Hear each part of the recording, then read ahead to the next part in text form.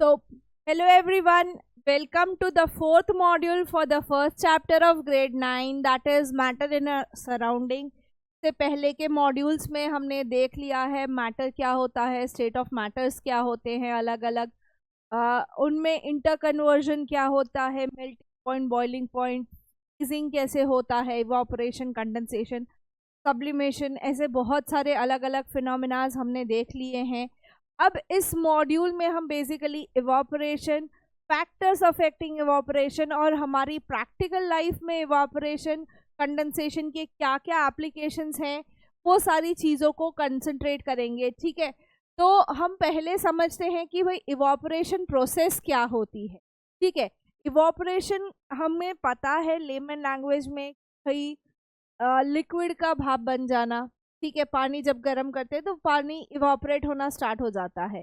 ठीक है, पर अगर हम टेक्निकल टर्म्स में बात करें तो इवापोरेशन एक ऐसा प्रोसेस है जहाँ पे लिक्विड कन्वर्ट हो जाता है गैस में at any temperature below it's melting point, उसके बिलो इट्स बॉइलिंग पॉइंट, उसके बॉइलिंग पॉइंट से कम टेम्परेचर पे जब लिक्विड गैसियस स्टेट में कन्वर्ट होना स्टार्ट हो जाता है उस प्रोसेस को हम इवापोरेशन कहते हैं।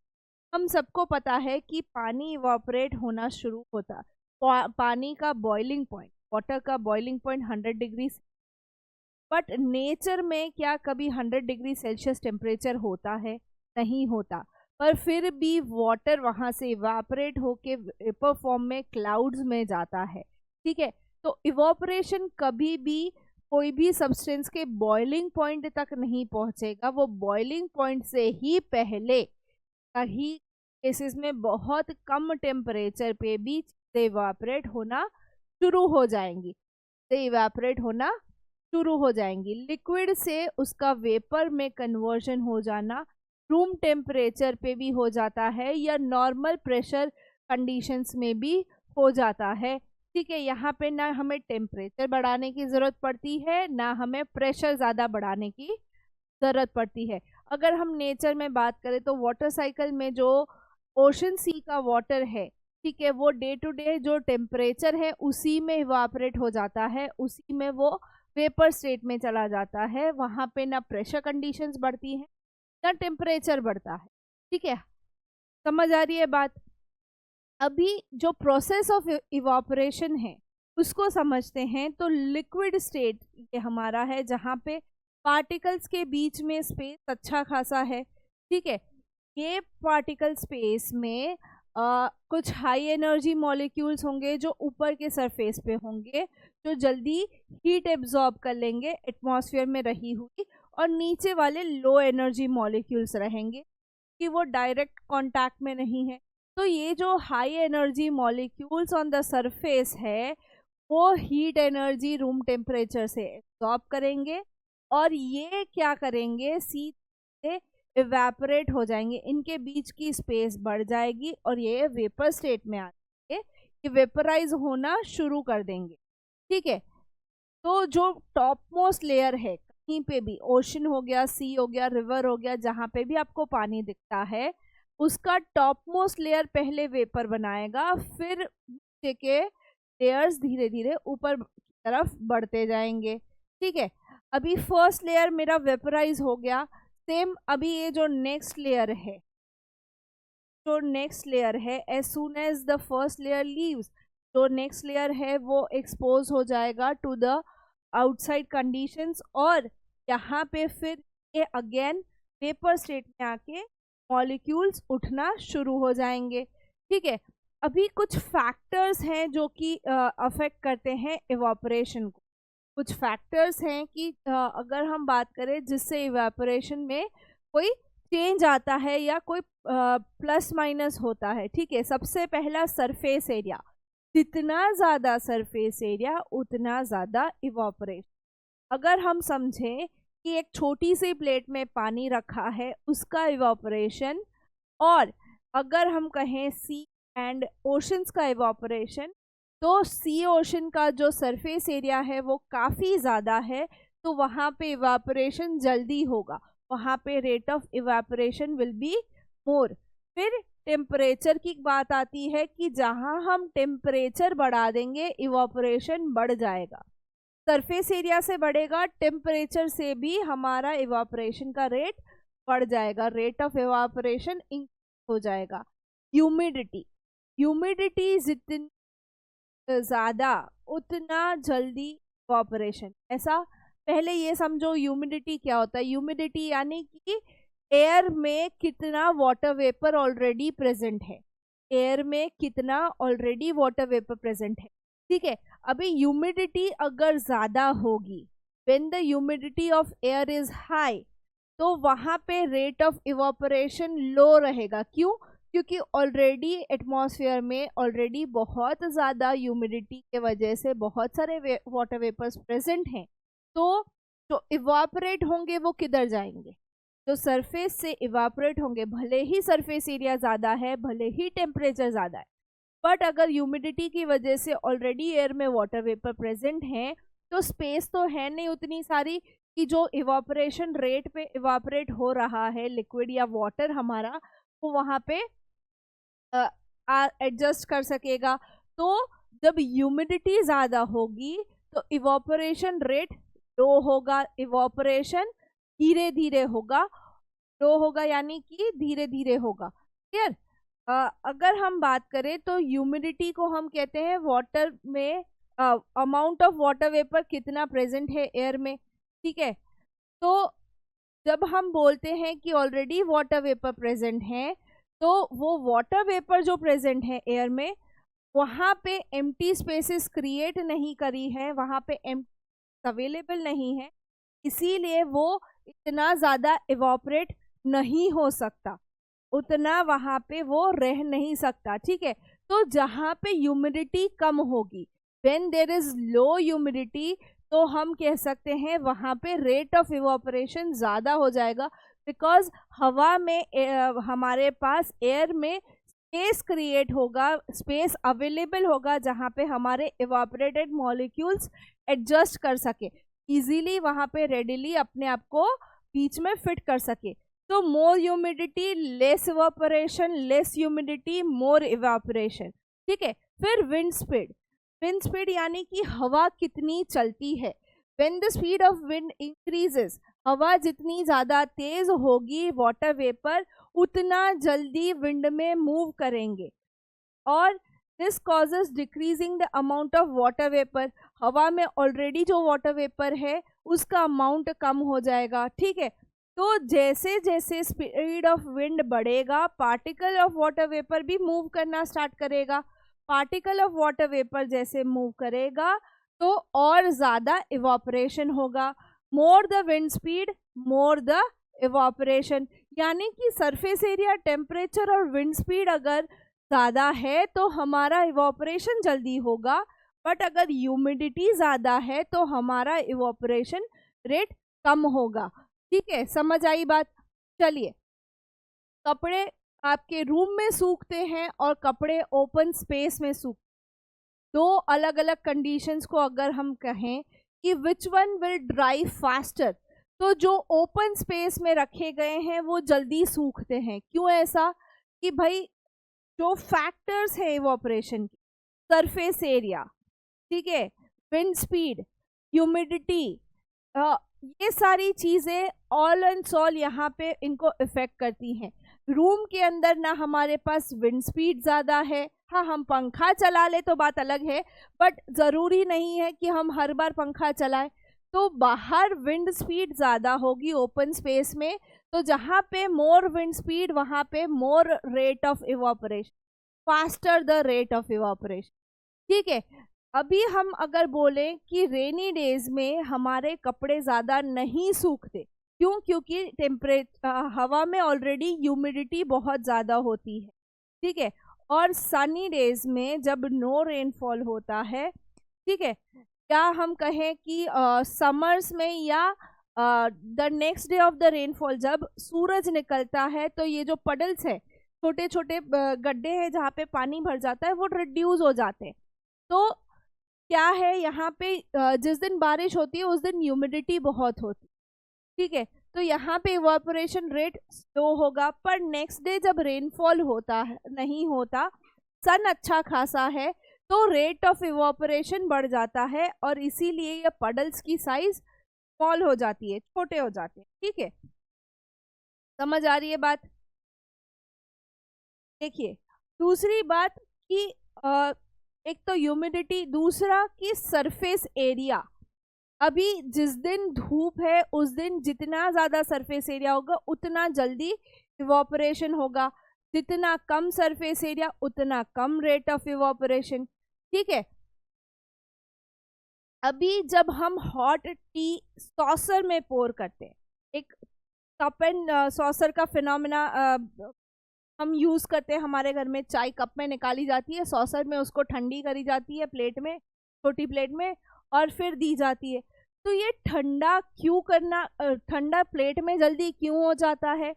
तो यहाँ पे सरफेस एरिया मैटर करता है। ठीक है, जब हम चाय को सॉसर में निकालते हैं तो उसको ज़्यादा सरफेस एरिया मिलता है, ज़्यादा इवापोरेशन होता है और जल्दी वो कूल डाउन हो जाता है। ठीक है, वेपराइजेशन जो है, जिसे हम कहते हैं कि लिक्विड से गैसियस स्टेट में कन्वर्जन होना, वहाँ पे बॉइलिंग और इवापोरेशन दो फिनोमिनास हैं हमारे।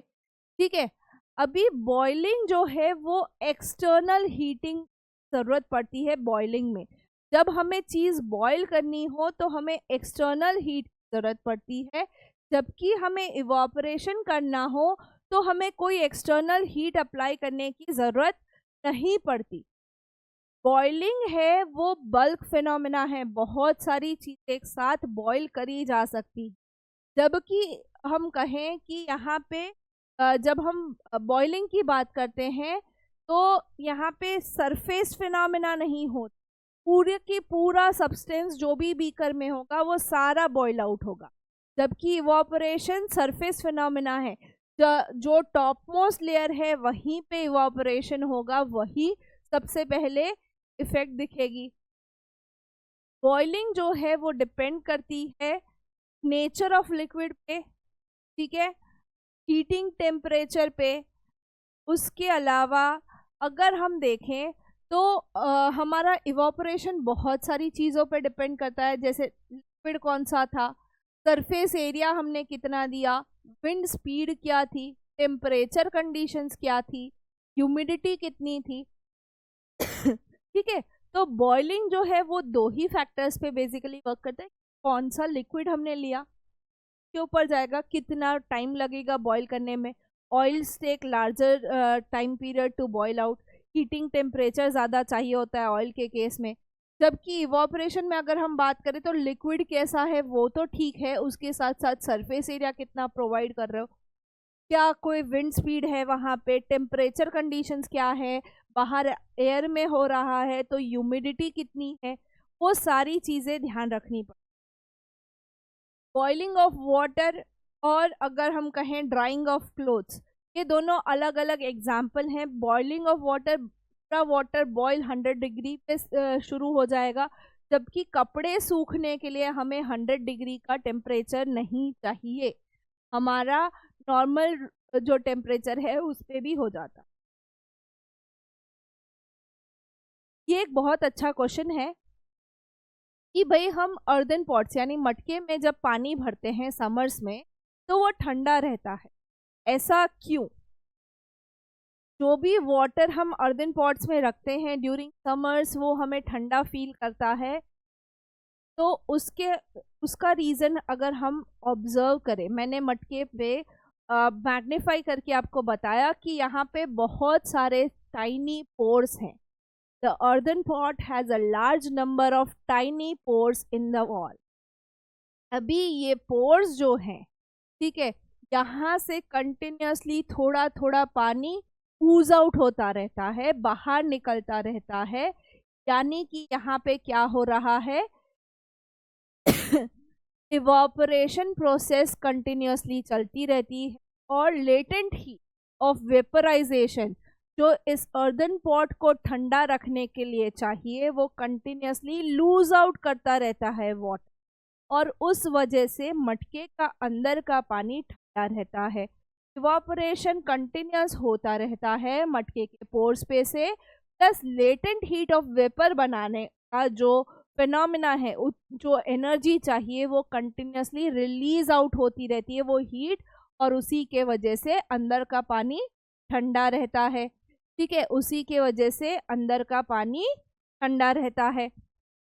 एक और एग्जांपल देखते हैं। What do you feel when spirit is applied on your hand? Spirit कहाँ कब लगता है? जब हम इंजेक्शंस लगवाते हैं, ब्लड टेस्ट करवाते हैं, गर्ल्स अपने नेल पेंट रिमूव करती हैं। ठीक है, तो वो सारी जगह पे हमें एक कूलिंग सेंसेशन आता है वो जब स्पिरिट लगाई जाती है। ठीक है, तो वो ऐसा क्यों? कि भाई जब स्पिरिट हम अप्लाई करते हैं कोई पर्टिकुलर रीजन पे, तो वहाँ की जो लेटेंट हीट होगी, लाइक अगर मेरा ब्लड सैंपल लेना है, थोड़ा सा ही चेक करना है, कंप्लीट बॉडी चेकअप नहीं है, तो मेरी फिंगर प्रिक करके लिया जाएगा, या अगर ज़्यादा ब्लड चाहिए तो वेन्स में लेंगे। तो जहाँ पे स्पिरिट अप्लाई होगा वहाँ की जो लेटेंट हीट है वो एब्जॉर्ब करता है और वहाँ पे इवापोरेशन प्रोसेस स्टार्ट होता है। जहाँ पे लेटेंट हीट एब्जॉर्ब हुई, इवापोरेशन प्रोसेस हुआ, वहाँ पे हमें कूलिंग सेंसेशन आएगा। जहाँ पे हम कहते हैं लेटेंट हीट जो है energy, latent heat energy release होती है और इवापोरेशन स्टार्ट होता है, वहाँ पे हमें कूलिंग सेंसेशन आता है। ठीक है, उसके अलावा आप आपके बॉटल के सरफेस पे भी इस तरीके के वाटर ड्रॉपलेट्स देखते हैं।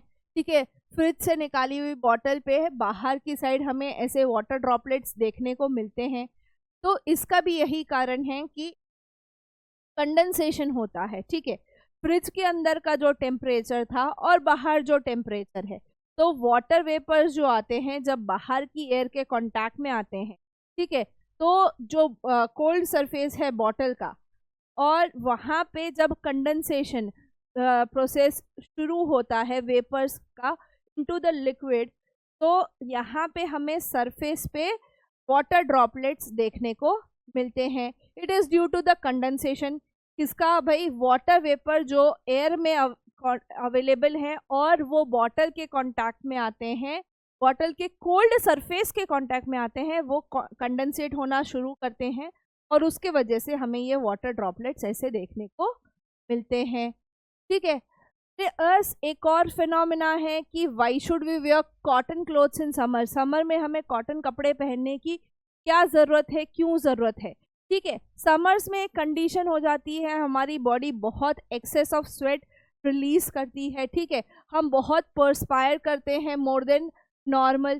ठीक है, तो हमें ठंडा रखने के लिए cotton being a good absorber of water, जो भी हमारा पर्सपायर है या जो भी हमारा पसीना है, स्वेट है, वो कॉटन बहुत अच्छे से एब्जॉर्ब कर लेता है। Cotton being a good absorber of water, वो स्वेट को एब्जॉर्ब करने में अच्छे से हेल्प करता है, और जो भी एटमॉस्फेयर को एक एक्सपोजर मिलता है जहाँ से हम स्वेट आउट करते हैं, जब वो एटमॉस्फेयर में एज एन एक्सपोजर मिलता है तो वो वहाँ से इवापोरेशन रेट भी बढ़ा देता है।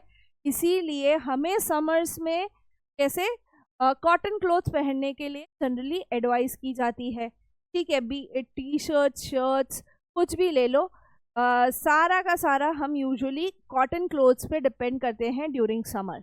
ठीक है, तो यहाँ पे ख़त्म होता है हमारा चैप्टर नंबर 1।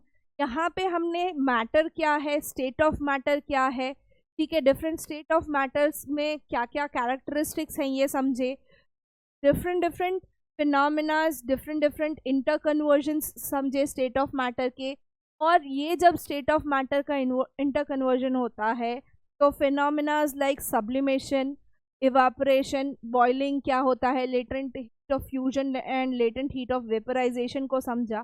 हमारे डे टू डे लाइफ में बहुत सारे फिनोमिनाज होते हैं इन सारी चीज़ों के रिलेटेड, तो वो सारी चीज़ें समझी।